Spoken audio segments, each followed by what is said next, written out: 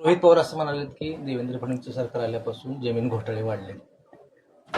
आता त्यांनी काय म्हणावं त्यांचा विषय आहे, परंतु त्यांना एवढंच मला सांगायचंय, झाकली मूठ 1.25 लाखाची आहे.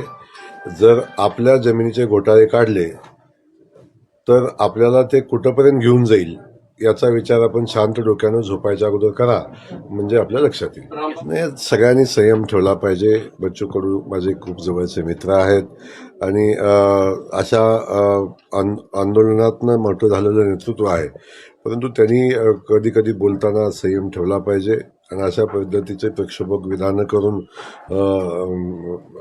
करणं मला वाटतं तेवढं उचित नाही. अशा पद्धतीचं विधान त्यांनी करू नये. शेवटी त्यांच्या मागण्या आहेत, त्या मागण्या ठामपणे मागितल्या पाहिजेत, सरकारकडे भूमिका ठेवली पाहिजे, सरकारला भाग पाडलं पाहिजे. हे सगळं ठीक आहे, पण गाड्या फोडा, घरं फोडा, ऑफिस फोडा, हे काही मला वाटतंय लोकशाहीमध्ये योग्य नाही.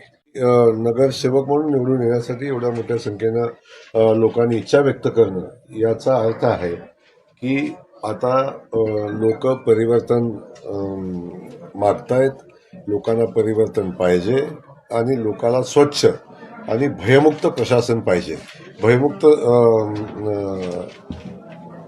वातावरण पाहिजे. हे यातून आपल्या सगळ्यांच्या समोर येते आणि आमची भूमिका क्लिअर आहे की अकलूज शहराला विकासाभिमुख नेतृत्व देणं, अकलूज शहरामध्ये जे वातावरण आहे भयमुक्त वातावरण निर्माण करणं.